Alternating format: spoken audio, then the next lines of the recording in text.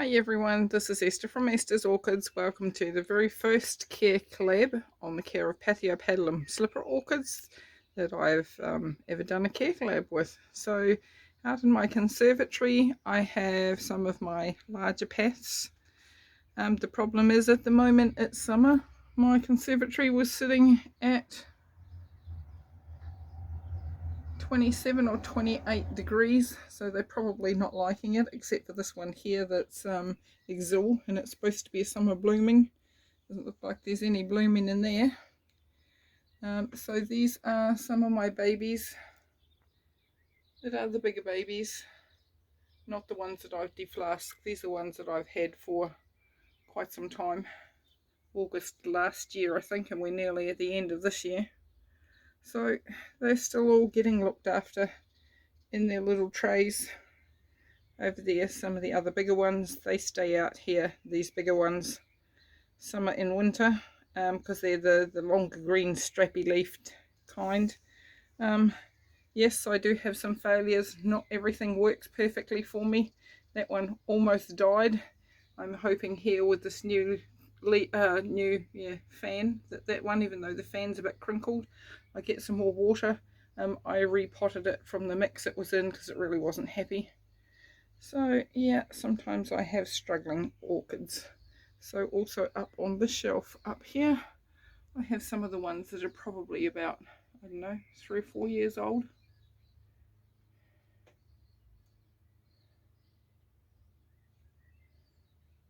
So the majority of mine are in bark chips or bark chip mixes. Some of them were in the fern fibre just completely by itself, and they really didn't seem to like the fern fibre. They just rot really quickly. You can never quite tell whether it's too wet, too dry. So I just find that a lot of them I've changed out to this kind of mix here that's rather dry. But it's got charcoal, it's got perlite and wood and fern fibre. So there's one that has just stayed completely in its fern fibre.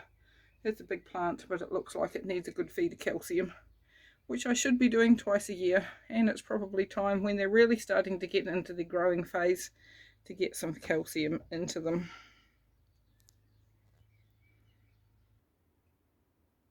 So now we're inside in the shelving in my lounge where these are most of my deflasked babies are.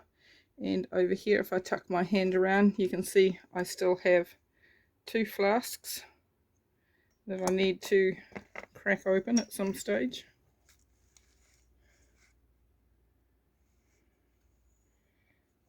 But I found that I've run myself out of room.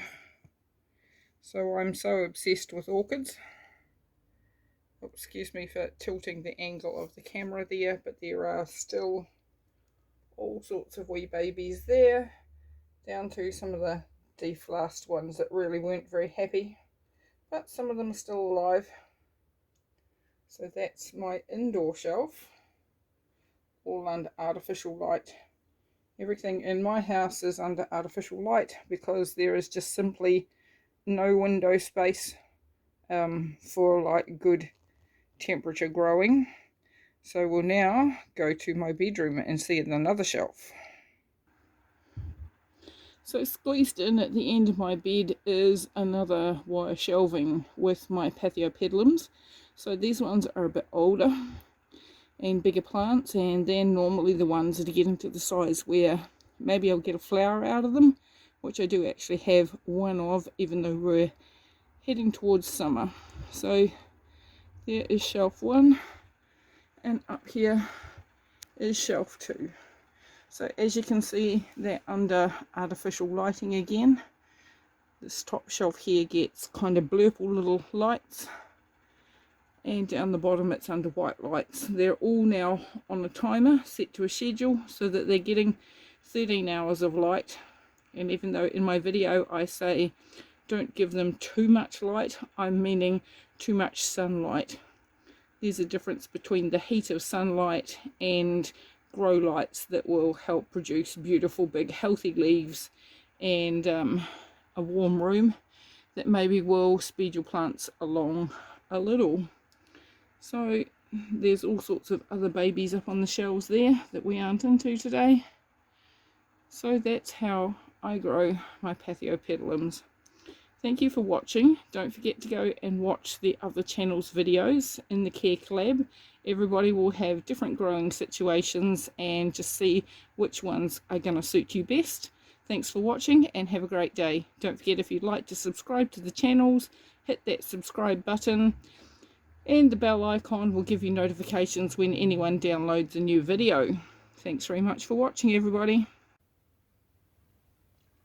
So it's late in the evening on the 1st of December here in New Zealand, which is probably still the 30th of November everywhere else, and my beautiful Pathoipedilum bloom is not out yet. I'm picking it will be probably about another week.